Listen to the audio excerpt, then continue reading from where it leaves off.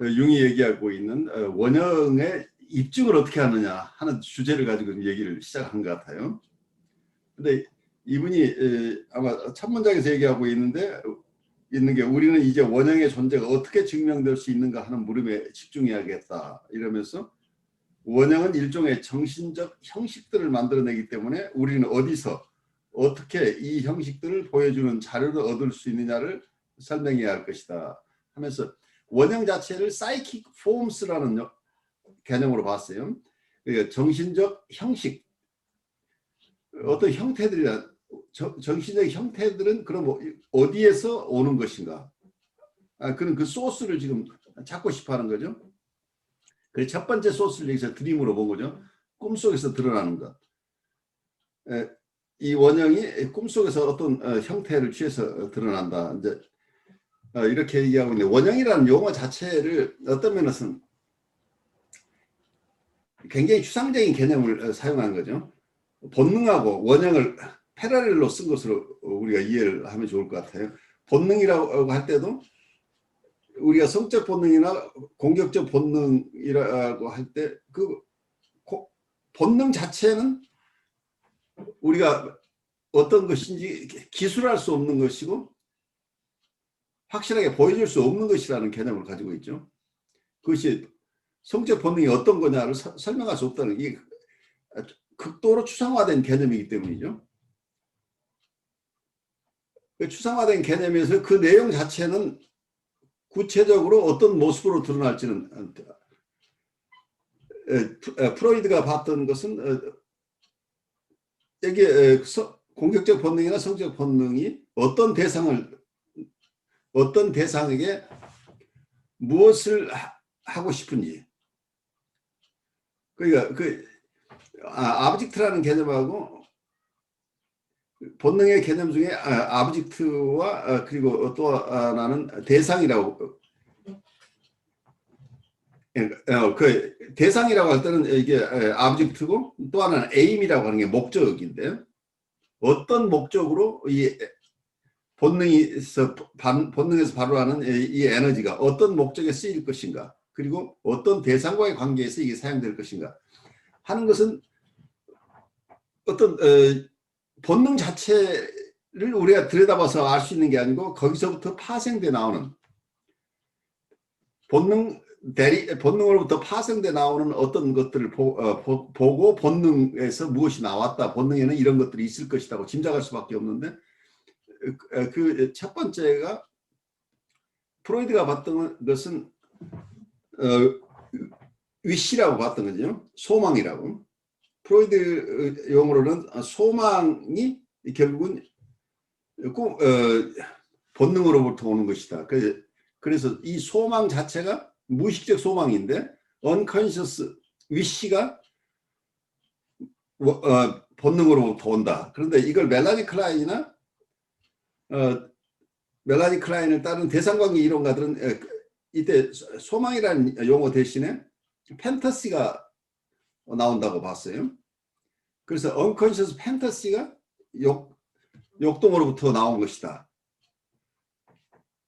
그래서 결국은 팬터시 내용은 굉장히 다양하죠. 그리고 소망의 내용도 각각 다양한데 여기에서 어떤 멜라니 클라인과 프로이드가 같은 생각을 하고 있지만 표현에 서로 어떤 것을 중요한 것으로, 일차적인 것으로 보느냐의 차이가 나요.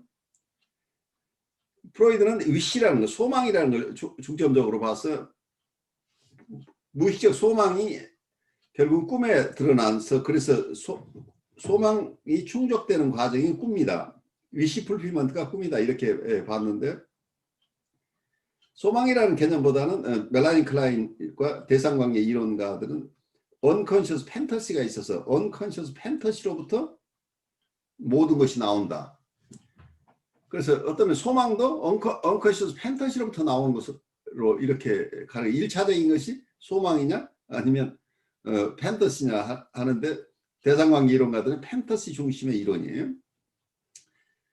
그렇다면 여기서 원형이라는 것을 융이 제안을 했는데 이 원형이라는 아키타입이라는 개념은 융이 얘기하기에 그 이전에 여러 학자들이 원형이라는 이름이 아니고 다른 용어로 자기가 지금 설명하려고 하는 이 원형의 개념들을 사용한 사람이 있었다고 얘기를 하지만 일반적으로 정신분석학계에서는 융이 처음 들고 나온 것이라고 봐도 좋겠죠. 그런데 이 부분이 그럼 이 원형은 어디서 오는 것이냐? 원형은 어떤 모습으로 드러나는 것이냐? 원형 자체를 psychic form이라고 하는 정신적 폼이라고 얘기를 했는데 어쩌면 무의식적 판타지를 설명하는 얘기 속에는 무의식적 판타지를 학자들이 특히 대상광 이론가들은 psychic representation of instinct라고 본능적인 욕동의 어떤 심리적 표현이라고 하는 게 판타지라고 그래서 어떤 면에서 이 원형으로부터 상이 나온다는 개념을 지금 멜라니 크라이스 쪽에서는 어쨌든 그걸 욕동 자체에서 나온다고 보고 있죠. 욕동 파생물이 그 인스팅츄얼 데리버티브가 판타지라고 한다면 이 판타지 자체는 psychic representation of the instinct나 instinctual drive가 되겠죠. 그래서 원형이라는 개념이 따로 필요 없이 설명을 하고 있는 것으로 보인다는 얘기예요. 프로이디안 라인 속에서는. 그런데 융은 이걸 원형이라는 개념을 따로 설명을 하는데 그래서 이게 대극의 개념으로 본능과 원형을 지금 구별하고 있어요. 근데 계속해서 이제 이 부분이 두 가지는 분리할 수 없다는 점에서 결국은 어떤 사람은 이걸 하나로 묶어서 설명하고 융은 이걸 둘로 나눠서 설명하고 있는 거죠. 그런데 이 어떤 본능 개념 속에서는 프레셔라는 개념이 있죠. 그러니까 에너지라는 개념이 있는데 이 에너지가 심리기구를 움직이는 원천이다. 우리 심리기구가 작동하기 위해서는 이 본능으로부터 어떤 프레셔가 오는데 그것이 드라이브다, 인스팅트다 이제 이렇게 보고 있는 거죠. 근데 그 에너지원이 있어야 우리 심리기구가 이거가 움직이고 슈퍼 이거가 움직이고 뭐 이런 그 에너지원이라고 본 거죠. 심리기구가 작동하기 위해서는 에너지가 필요한데 그게 인스팅트로부터 오는 것이다. 이제 이런 설명을 하고 있는데 이 원형 설명 속에 사실은 여기에서 원형이 여러 모습으로 드러나는데 그 에너지 소스는 어디냐 할 때 결국 본능으로 봐야 되지 않겠느냐. 그래서 이거 분리할 수 없는 이론이죠. 같이 가는 거죠.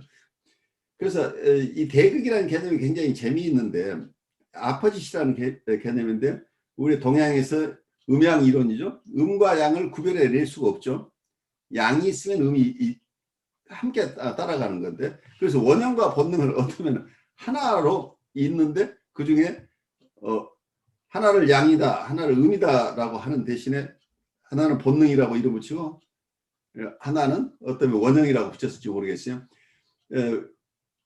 여기서 이제 보는 것은 본능 쪽에서는 바디 쪽을 강조하는데 아키타입스는 스피릿을 강조하잖아요.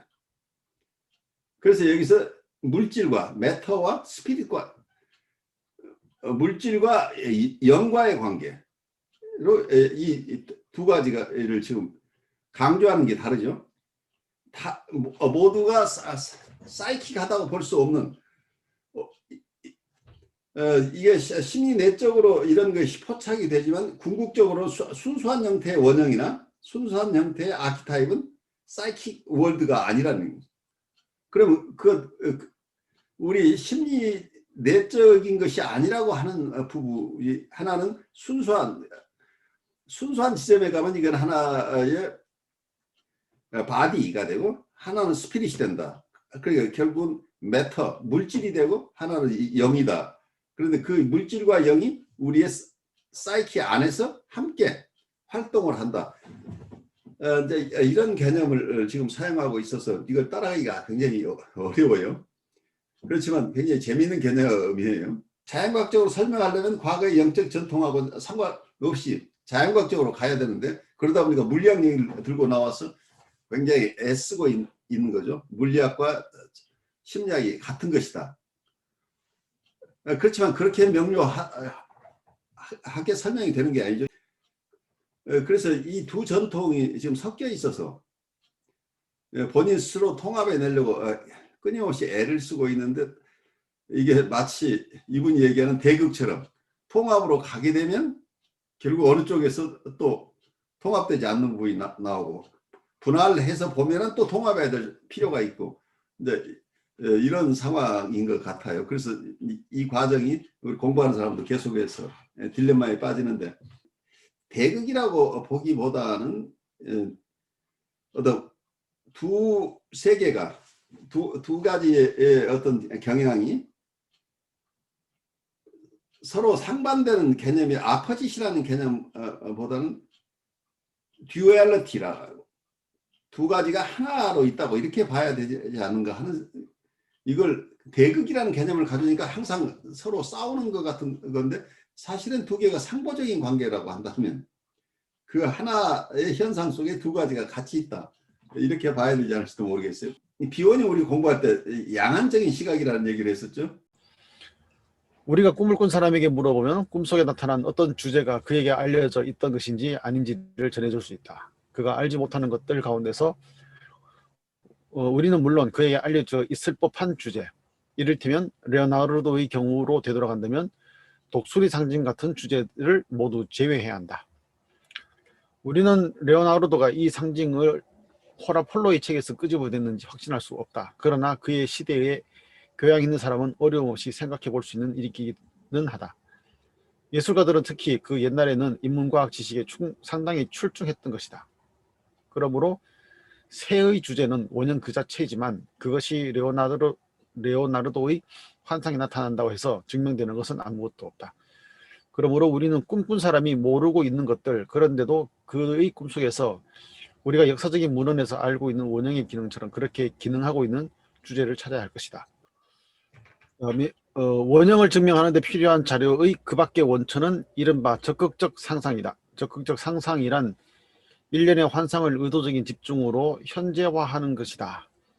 이해할 수 없고 무의식적인 환상들이 있음으로써 꿈의 빈도와 강도가 증강되고, 이 환상들을 의식으로 떠올리게 되면 꿈의 성격이 바뀌고 약화되고 뜸해진다는 것을 나는 경험하였다. 이를 통하여 나는 꿈은 흔히 환상을 내포하며 그 환상은 의식화의 경향을 가지고 있으며, 꿈의 원천은 흔히 억압된 본능이며 그것은 의식된 이혈에게 영향을 주는 자연스러운 경향을 지니고 있다고 추론하였다. 여기는 이 방법을 기술적으로 설명하는 자리가 아니다. 현실로 끄집어낸 환상의 계열이 무의식을 완화시키고 원형적 형태가 풍부한 자료를 표현한다는 설명으로 족할 것이다. 물론 이 방법은 오직 특정한 주의 깊게 선택된 사례들에서만 적용될 수 있다. 아주 해롭지 않은 작업은 아닌 것이다. 왜냐하면 환자를 현실과 너무 동떨어지게 만들 수 있기 때문이다. 경솔한 적용에 대한 경고는 어쨌든 합당하다. 여기서 무슨 얘기냐면 이 적극적인 명상법이라고 하는 게 본인 스스로의 환상을 최대한 할 수 있도록 도와주는 역할을 하는데, 어쩌면 환상이 깊어지면 리얼리티를 벗어나버릴 가능성이 있는데, 이고 스트렝스가 있는 분들은 괜찮죠. 환상 적극적인 명상을 해서 그 속에서 많은 환상적인 현상들을 체험하는 거가 도움이 되는데, 우리가 이고가 약간 취약한 분들은 이런 환상 적극적인 명상으로 집어넣어버리면 큰 사고가 날 가능성이 있죠. 사이카틱하게 될 가능성이 있죠. 그래서 이건 위험하다는 것을 위험하지 않은 것이 아니라고 간접적으로 표현하고 있는데, 사람에 따라서 이런 방법, 적극적인 명상법을 쓸 수 없는 사람도 있다는 거. 이건 이 적극적인 명상법을 여기서 융은 자유현상하고 다르다고 봤는데, 어쨌든 자유현상이나 적극적인 명상법이나 마찬가지로 프리헤드파를 한 사람분들이 이게 너무 깊어져 버리면 본인들이 이거 감당할 수 없는 영역으로 넘어갈 수 있기 때문에 조심스러워요. 그 점에서 적극적인 명상이 건강한 사람들에게는 꿈을 꾸는 것처럼 꿈에서 얻는 이득을 어쩌면 적극적인 명상을 통해서 무의식의 의식화 작업도 여기서 일어날 수 있고 여러 가지 도움이 되는 것이지만, 이고 스트렝스가 약한 분들에게 함부로 이러한 기법을 사용하는 것은 위험하다고 경고를 하고 있어요. 그 경고는 합당하다고 저는 봅니다. 마지막으로 그리고 특히 흥미있는 원어적 자료의 원천을 제공하는 것은 정신병 환자의 망상관념, 황홀 상태에서의 환상, 그리고 초기 소화기의 꿈, 3세 내지 5세 사이이다. 그런 자료는 얼마든지 많이 입수할 수 있다. 그러나 확신이 갈 만한 역사적 유래를 찾아내는데 성공하지 못했다면 가치가 없다. 뱀에 관한 꿈을 뱀의 신화적 출현과 관련 짓는 것만으로는 물론 충분치 않다. 왜냐하면 꿈에서의 뱀의 기능적 의미가 그 신화적 관련과 같은 것인지 누가 보증하겠는가. 그러므로 유효한 유래를 얻어내기 위해서는 개별적인 상징의 기능적 의미를 알고 난 다음에 그것이 비교되는 신화적 상징과 같은 종류의 경우에 속하는지, 그래서 같은 기능적 의미를 갖는지를 꼭 찾아낼 필요가 있다. 그런 실질적 자료의 설정은 시간이 오래 걸리는 힘겨운 탐구일 뿐만 아니라 널리 보여주기에 달갑지 않은 일이기도 하다. 상징들은 그 서로의 연관에서 갈라내어서는 안 되므로 남김없는 개인적인 동시에 상징사적인 표현들을 제시해야 한다. 사실상 이에 관한 이야기는 단 한 번의 강연으로는 불가능하다. 그런데도 나는 나의 청중의 반을 잠들게 만들 위협을 무릅쓰고 설명을 시도했다. 여기서 융이 강연 중에 이런 설명을 하면서 융 스스로가 설명을 해도 사람들이 반은 졸게 된다는 얘기죠. 그만큼 어려운 개념이에요. 융 스스로는 확신이 있지만 다른 사람들 설명했을 때 이것을 알아듣는 분들이 많지 않다 하는 것을 융 스스로 체험했던 거죠. 근데 여기서 이제 환상하고 망상하고 이렇게 구분있잖아요. 그렇죠. 망상이라고 하는 리얼리티, 현실과 유리된 어떤 환상들 얘기예요. 딜루전이죠. 그리고 어떻게 보면은 그 환상이라고 말하는 것이 어떻게 보면은 망상이라고 다르다 그러면은 그 무언가가 있는데 그것을 어떻게 표현할 것이냐의 이제 그 문제가, 말하자면은 그 실질적으로 우리가 표현할 수 없는 걸 표현을 하다 보니 결국은 의식으로서 표현하는 것이 아니라 무의식의 도움을 받아야만 표현할 수 있는 그런 거니까 환상이라고 이야기한다면은, 어떻게 보면은 이 망상이라는 거는 그 환상을 뭐랄까 담아낼 수 없는 그런 사람들이 망상이잖아요. 그렇죠. 그러니까 리얼리티 센스가 완전히 사라져버린 상태에서 현실과 배치되는 어떤 이미지네이션이 계속 나온다고 한다면 이건 망상적이죠. 그래서 하나의 증상으로서 굉장히 위험한 경우가 되는 거죠. 현실감이 없어지니까. 그런데 우리가 현실의 토대 위에 있으면서도 얼마든지 환상의 능력을 가진 분들이 얼마든지 있죠. 그래서 소설가나 음악가들은 이 판타지가 굉장히, 판타지 기능을 최대한 활용하시는 분들이죠. 근데 뭐 어쨌든 망상하고 환상하고 어떨 때는 이게 그 구분 자체가 또 뭐 어렵죠. 예. 근데 망상을 가진 분은 그걸 망상이라고 절대 망상이 아니라고 믿는 것이 망상이란 말이죠, 문제가. 그럼 예를 들어서 이제 어떤 종교적 신념도 경우에 따라서 망상일 때, 그렇죠. 예. 뭐 정치적 이념도 그렇지만은 이게, 근데 망상이라고 하는데 어떻게 생각하면 또 망상이라고 주장하는 사람이 자기가 그런 경험이 없기 때문에 또 망상이라고 주장하기도 하기 때문에 그게 굉장히 어렵다. 예, 어려운 것 같아요. 그게. 그래서 누가 정신이 미친 사람인지 누가 정상인지 구별이 안 되는 그런 경우가 또 많이 발생하는 것 같아요. 실제로 어려워요. 그래서 어쩌면 영성 지도자나 아니면 분석가나 라이프 코치나 상담자들이 자기 나름대로의 여러 체험들 속에서 그 망상과 환상을 오고 가본 그 보드라인이 무엇인지를 직접 경험이나 간접 경험을 통해서 이해하신 분들은 조금 안전한데, 그렇지 못하면 이거 구별이 안 되니까 굉장히 어렵겠죠. 어떤 망상에 계속 조인하는 상황도 생겨나요. 그러니까 조이닝을 할 때 제가 이제 실제 임상에서는 어떤 것들이냐면 분열증 환자나 이런 분들은 굉장히 괴이한 생각들을 굉장히 많이 하죠. 그러면 이게 이분의 얘기를 공감해 준다고 하는 것이 사실관계 그 망상 자체를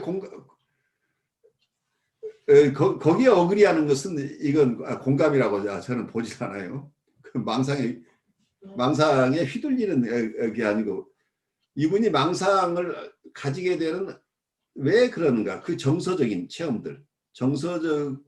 체험들에 대해서는 공감을 하는 것은 이분을 도움이 되는데 조이닝 하는 건 그분의 정서에 공감하는 거지 딜루전하나서 망상적인 것 현실이 아닌 것을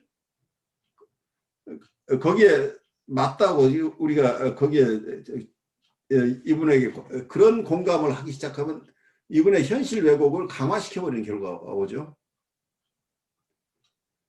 그래서 그 부분은 굉장히 위험하다고 느껴요.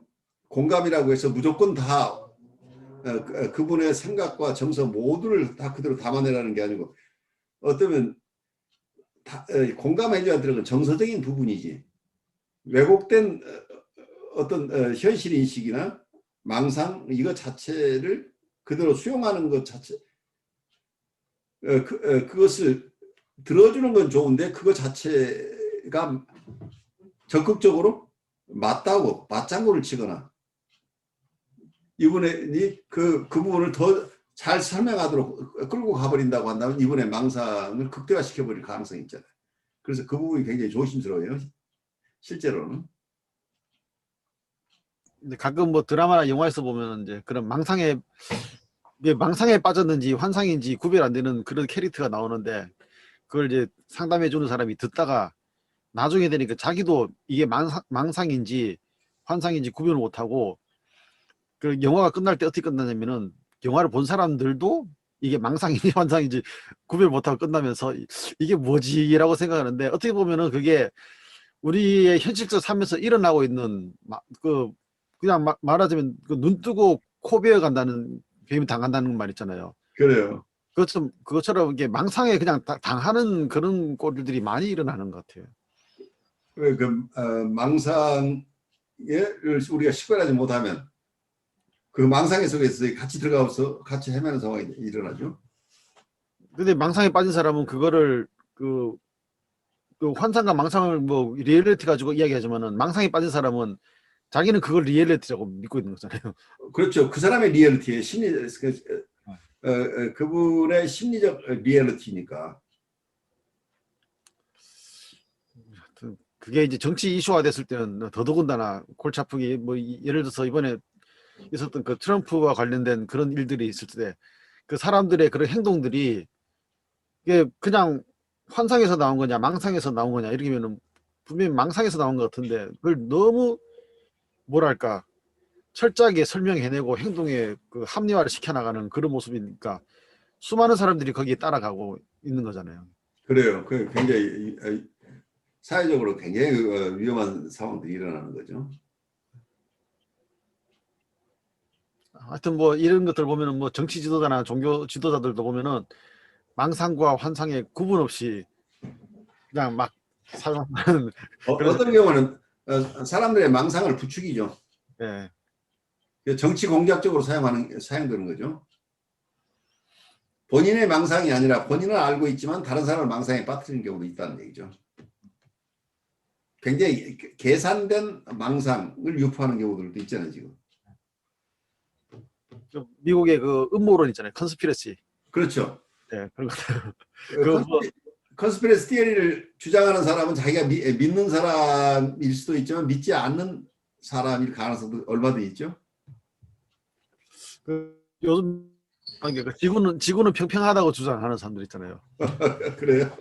그 생각보다 그게 그 사람도 많이 모여 있고 그 뭐 저기 연예인들 중에서도 그걸 믿는 사람도 있는데 그게 그 사람들의 설명을 들어보면은 분명히 잘못됐는데 자기들은 너무나 그걸 조직적으로 철저하게 아주 뭐랄까 논리적으로 자기들의 논리죠. 그래가지고 이 사람에게는 이게 망상이 아니라 이거는 완전히 현실이거든요. 참 여러 가지로 망상과 환상 자체가 좀 뭐랄까 좀 힘든 것 같아요. 굉장히 어렵죠. 어려워서 그 이제 임상적인 상황에서는 좀 선명한데 일상생활에서는 굉장히 어렵죠. 그래서 이제 이거를 환상을 이렇게 다룬다는 자체가 이게 원래 위험성이 내포됐다는 그런 생각이 들어요. 그렇죠. 저는 굉장히 환상 자체가 우리의 정신생활에 기여하는 비중이 굉장히 큰 것 같아요. 굉장히 크죠. 예, 그래서 저는 망상과 환상이 구분이 잘 안 가는데 사실은 뭐 내 편이면 환상이고 네 편이면 망상이 이거보다도 내가 사용을 할 수 있으면은 환상이 아닌가. 왜냐면 제가 명상을 할 때는 굉장히 이렇게 그 신 교수님께서 옛날에 적극적인 어떤 명상 그 예. 아우구스티노가 누구의 그 적극적인 예. 성 이그나시오 성. 이그나시오, 얘기를 하셨는데, 저도 명상할 때 굉장히 환상적인 거를 굉장히 많이 떠올리고, 굉장히 그거를 거기 좋은 느낌으로 사용을 한다고 생각을 하거든요. 그렇죠. 예. 예, 근데 저는 어떤 그 강도의 차이는 있지만, 제가 그거를 긍정적으로 사용할 수 있다는 느낌이 항상 있어요. 근데 그게, 예. 그렇기 때문에 그 망상이라는 생각을 못 하는데, 아무튼 저는 또 예술 쪽에서 있어서 그랬는지 환상이라는 것이 정신적인 부분에서 굉장히 큰 비중을 차지하기 때문에 이걸 빼놓고 어떻게 정신분석을 얘기하기가 참 힘들었을 것 같은 느낌이라서. 그래서 어떤 대상관계 이론은 가장 큰 주제가 환상이에요. 판타지예요. 그래서 어떤 판타지, 무의식적인 판타지 개념을 프리미티브 띵킹이라고 봐요. 그러니까 띵킹을 할 수 있다고 하는 건 환상을 할 수 있다는 거 같은 거란 얘기예요. 그러니까 아이가 처음에는 언어가 있기 이전에는 환상을 통해서 띵킹을 했다는. 근데 어른이 돼서도 그 기능은 남아있다는 얘기예요. 그래서 우리는 환상하기가 생각하기의 일종이고 고도의 생각이 어떤 프리미티브한 부분이기도 하지만 언어로서 갈 수 없는 영역까지 갈 수 있는 게 환상이라고 저는 생각이 돼요. 네, 네. 왜냐하면 언어는 그런 여러분이 지금 내가 이게 손을 얹었어요 내 머리에 지금 외계인이 왔어요. 외계인이 와서 너는 네 손을 머리 위에 얹었는데 이 과정을 좀 설명해 줬으면 좋겠다. 어떻게 하면 그렇게 팔이 움직여지는 거니? 라고 한다면 이걸 설명해내는 게 여러분 언어로 표현해낼 수 있어요? 얼마만큼? 그래, 판타지는 그래픽하죠. 그러니까 말이 안 통할 때 가면 사람 그림 그려서 얘기하잖아요. 그러니까 100가지 용어로 설명해도 설명이 안 될 그 그림 하나를 가지고 설명해낼 수 있다는 말. 그러니까 언어가 가지고 있는 기능이 굉장히 제한된 기능이에요. 굉장히 고도로 논리적인 부분은 있지만 또 한편에서는 전체의 이미지나 이런 것을 설명해내는 건 불가능하죠.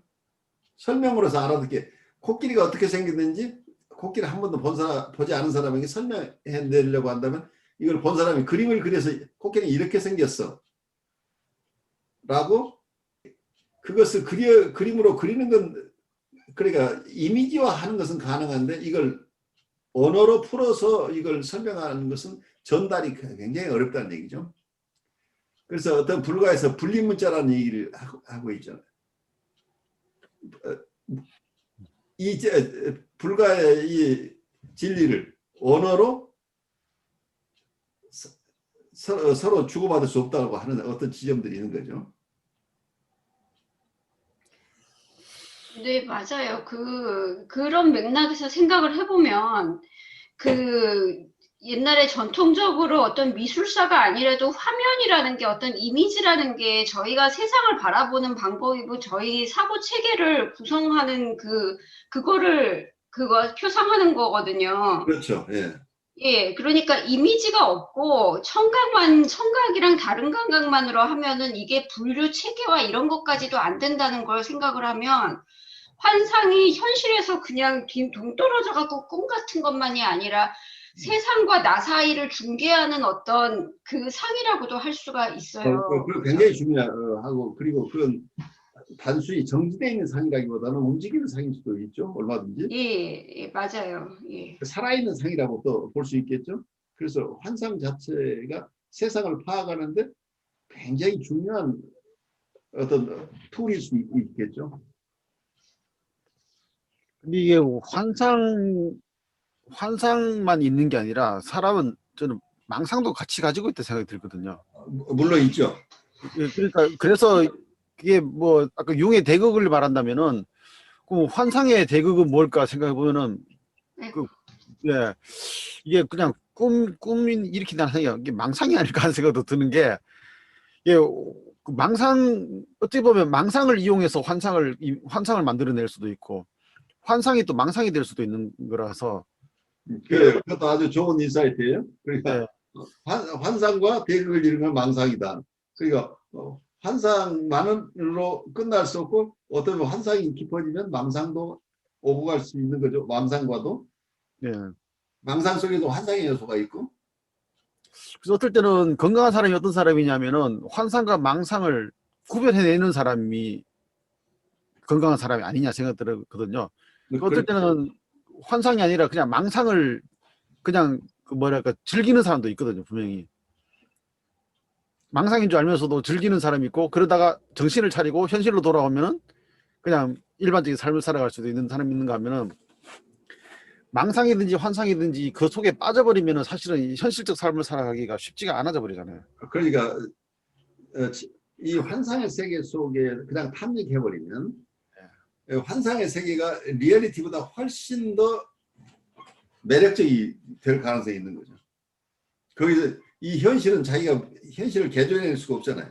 근데 환상 속에서는 자기가 집을 짓고 마음대로 채색도 하고 원하는 대로 살아낼 수 있는 영역이기 때문에 이 환상에 몰입돼 있게 되면 거기서 잠깐 빠져나오면 너무 답답해가지고 빨리 환상으로 돌아가야 되니까 이 사람들은 누구하고 만났다고도 금방 사라지고 자기의 환상 세계로 돌아가 버리는 이런 사태가 발생하는 거죠. 그분의 세계는 환상의 세계가 리얼리티가 돼버리는 거죠. 그러니까 제가 볼 때는 환상과 망상이라는 것이 거의 이루고 움직이는 그런 느낌이 들었습니다. 그래서 뭐 종교나 이런 데서도 보면은 이게 어떨 때는 이게 환상인지 망상인지 이게 그 뭐냐면 환상을 사용해도 그걸 받아들이는 사람은 망상으로 받아들일 수도 있다는 생각이 그렇죠. 예. 그 두 가지를. 예. 그러니까 이걸 가진 사람과 전달받는 사람은 또 다른 각도로 받아들여 버릴 수 있는 거죠. 얼마든지.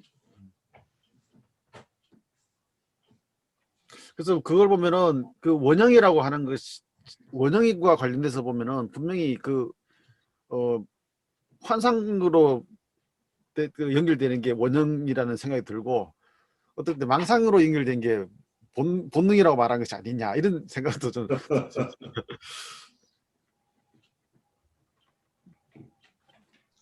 어떻게 보면은 환상과 만상의 경계가 뭐냐가 중요한 것보다도 저한테는 자아의 어떤 통합 능력?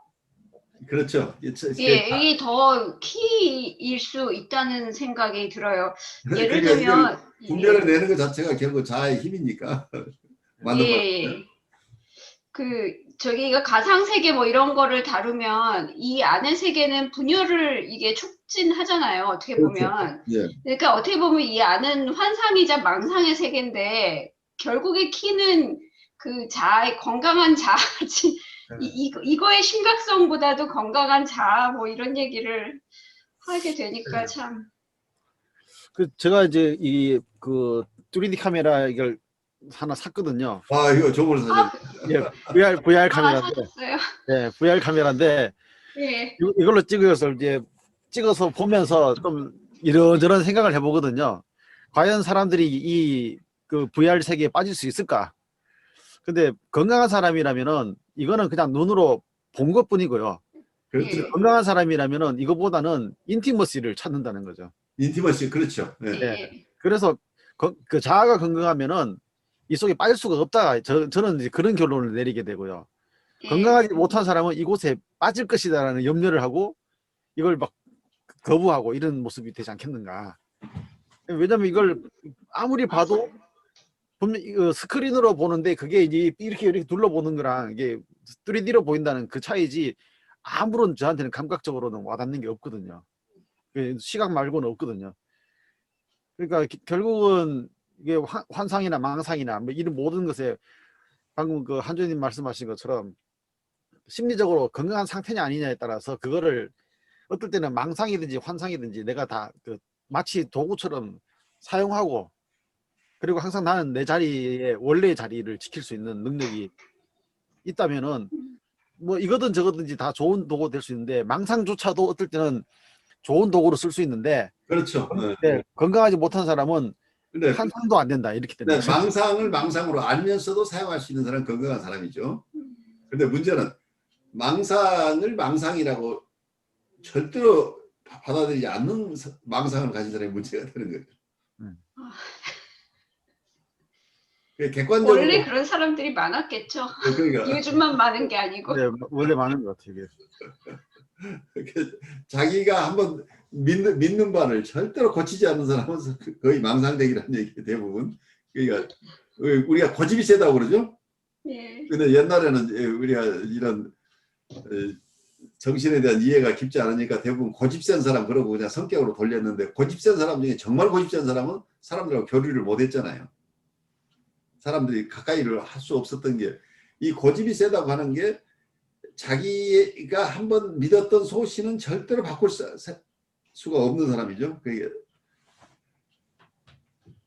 그래서 그게 하나의 망상이건 하나의 신조건 무엇이건 자기가 한번 집착한 것을 놓을 수 없는 사람은 굉장히 병리적이에요.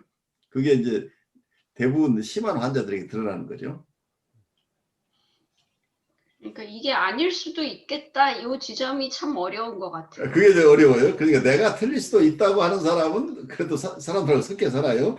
근데 나는 절대적으로 내 얘기를 듣지 않는 사람은 다 이상한 사람이라고 이렇게 판단하는 사람이 제일 어려운 거죠. 네, 한 가지 이미 출판되었지만 실제 사례 하나를 골라서 여기서 새롭게 다루고자 한다. 사례의 내용이 짧아서 여러분에게 보여주기에 특히 적합하기 때문이다. 게다가 먼저의 출판물에서는 삭제했던 몇 가지 논평들을 덧붙이겠다. 1906년 나는 여러 해 동안 입원해 있던 한 편집증 환자의 주목할 만한 환상을 만나게 되었다. 환자는 젊은 시절부터 불치의 정신분열증을 앓고 있었다. 그러니까 여기서 환상이라고 했는데 이제 환상인지 망상인지는 좀 봐야 될 것 같습니다. 그렇죠. 예. 초등학교를 다녔고 어떤 사무소의 직원으로 일하고 있었다. 그는 아무런 특별한 재능도 가지고 있지 않았다. 나 자신도 당시에는 신화학이나 고고학에 관해서 아는 것이 없었다. 그래서 선입견을 가지고 있다고 의심할 만한 상황이 결코 아니었다. 어느 날 나는 그가 창가에 서서 머리를 이리저리 움직이며 해를 보면서 눈을 깜빡이는 것을 보았다. 그리고 그는 나에게도 그렇게 하도록 부탁했다.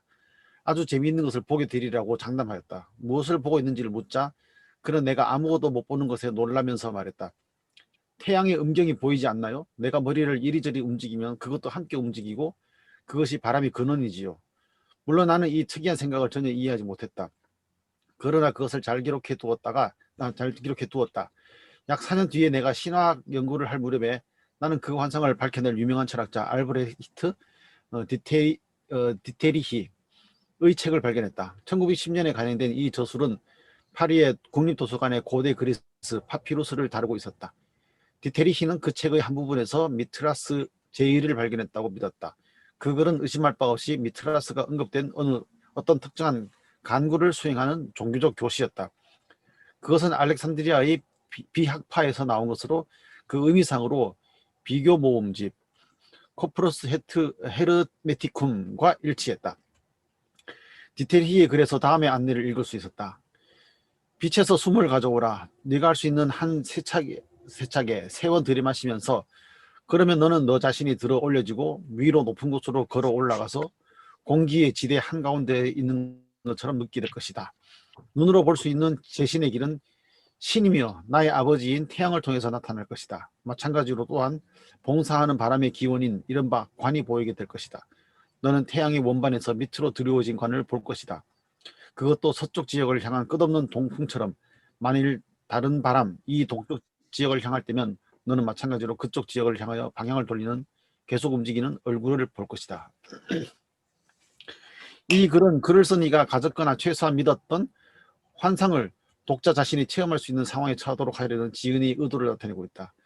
독자는 지은이의 내적 경험으로 인도될 것이며 더 이슴직한 것은 필로 유데우스가 동시대인으로 증언하고 있는 그 당시에 있었던 신비주의적 공동체로 인도될 것이다. 왜냐하면 여기에 간구한 불의 신과 태양신은 역사적 유래를 예컨대 신현의 그리스도상과 밀접한 관계를 가진 것으로 증명될 수 있는 모습이기 때문이다.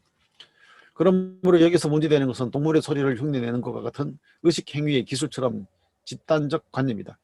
이 환상은 그래서 분명 망화 상태의 성질을 지닌 종교적 관련 속에 자리 잡고 있고 성격의 신비주의적 경험으로서의 일종의 이니시에이션을 기술하고 있다. 우리의 환자는 나보다 10살 정도 나이가 많았다. 그는 과대망상 속에서 신과 그리스도가 한 몸속에 있다고 믿고 있었다. 이게 언어에 보니까 한 몸이 자기 몸을 말하는 거더라고요. 이 과대망상증 환자는 자기가 가드이기도 하고 크라이스트이기도 하다고 믿었던 것이죠. 나에 대한 그의 태도는 호의적이었다. 내가 그의 모순된 관념에 관심을 보인 유일한 사람이어서 나를 좋아했다. 그의 망상관념은 주로 종교적인 성질의 것이었고 그가 나에게 해를 보고 눈을 깜빡이면서 이 머리를 이리저리 굽히라고 요구했을 때 그는 분명 나를 그의 환상에 함께 참여시키고자 하는 의도를 가지고 있었다.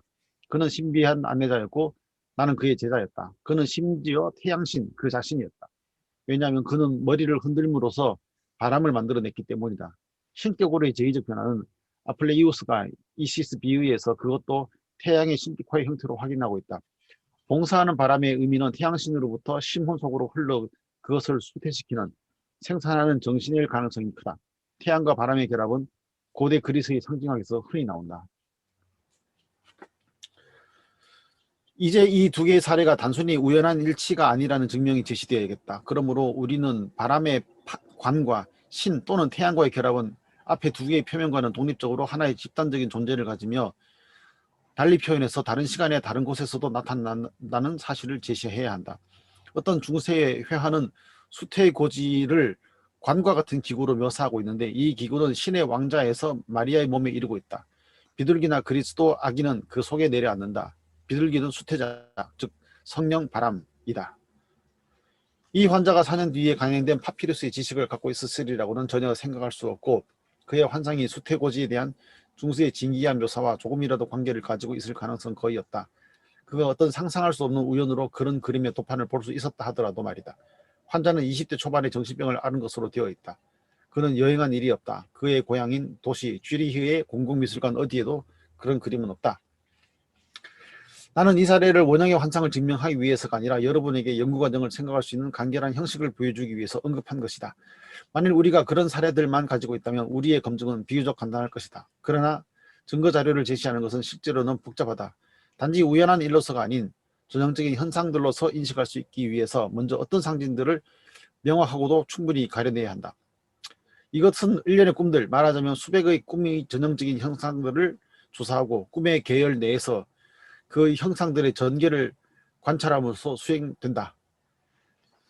그 다음에 그 영어 원문에는 영어 번역에는 문장 하나가 더 있거든요. 예. 그거 이제 그게 뭐냐면 동일한 방법을 적극적인 명상 또는 적극적인 상상의 결과들에도 적용할 수 있다. 이렇게 돼 있어요. 예. 그 부분은 빠져 있습니다. 이 방법으로 하나의 동일한 형상에서의 어떤 연속성과 일탈을 확인할 수 있다. 우리는 그 여러 꿈속에서의 행동이나 꿈속에서 원형의 인상을 주는 꿈의 형상을 임의로 고를 수 있다. 만일 그에게 제공된 자료가 잘 관찰되고 내용이 매우 풍부하다면 그 유형이 경험한 변화에 관해서 흥미있는 사실들을 발견하게 될 것이다. 유형 그 자체뿐 아니라 그 변이들 또한 비교 신화학, 영어 번역에는 민족학까지 들어가 있습니다. 비교 신화학 및 민족학적 자료에서 나온 여러 증거를 통하여 밝혀낼 수 있다.